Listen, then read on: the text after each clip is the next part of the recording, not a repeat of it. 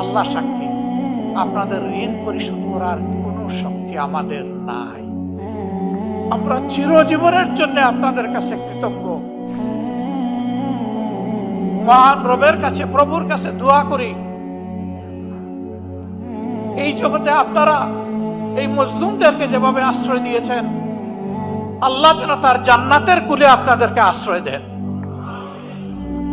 এই যাত্রাপথে বাংলাদেশ জামাতে ইসলামী আপনাদের দোয়া ভালোবাসা পেয়েছে, সমর্থন পেয়েছে, এবং বিশেষ করে 36টি উলায়ের পর একটা মজলুম সংগঠনকে যেভাবে আপনারা কুলে তুলে নিয়েছেন, বুকে তুলে নিয়েছেন, হাত বাড়িয়ে দিয়েছেন, আমরা সিম্পলি আপনাদের কাছে চিরজীবনের জন্য ঋণী।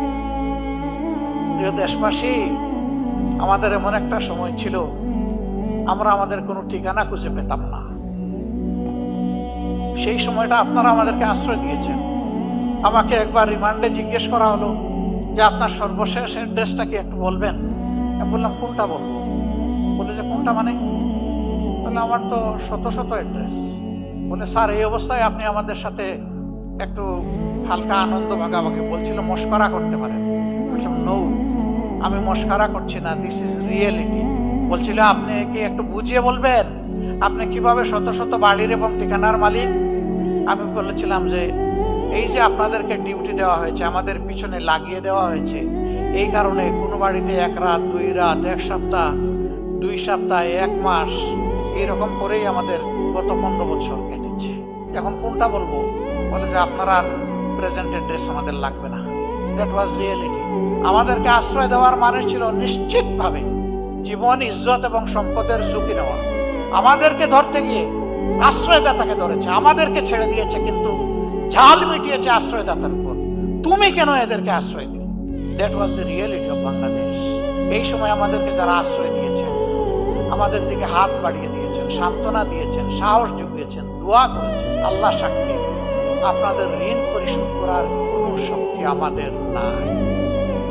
আমরা চিরজীবনের জন্য আপনাদের কাছে কৃতজ্ঞ। মহান রবের কাছে, প্রভুর কাছে দোয়া করি, এই জগতে আপনারা এই মজলুমদেরকে যেভাবে আশ্রয় দিয়েছেন, আল্লাহ যেন তার জান্নাতের কুলে আপনাদেরকে আশ্রয় দেন। প্রিয় দেশবাসী, আপনাদের এই ঋণ আমরা পরিশোধ করার জন্য সামান্য চেষ্টাই দুনিয়ায় চালাতে চাই।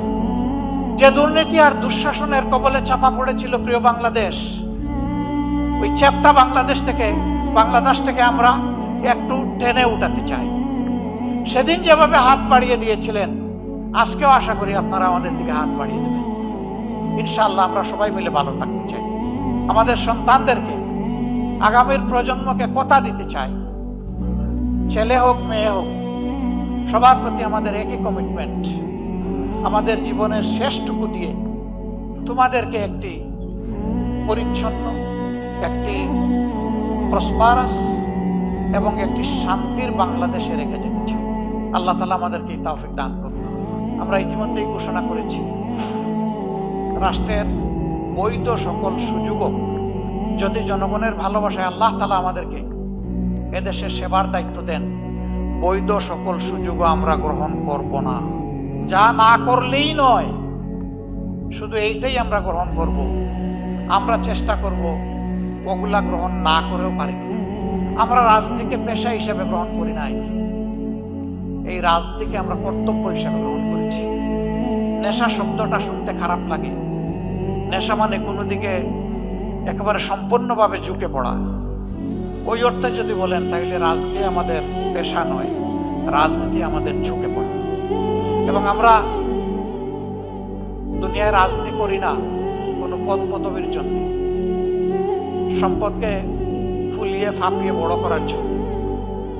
আমাদের রাজনীতি সার্থক হবে যদি জনগণের চোখের পানি থেমে গিয়ে টুকটের কোনায় সামান্য একটু হাসি ফুটে ওঠে। এটি হবে আমাদের রাজনীতি। আপনারা দোয়া করবেন।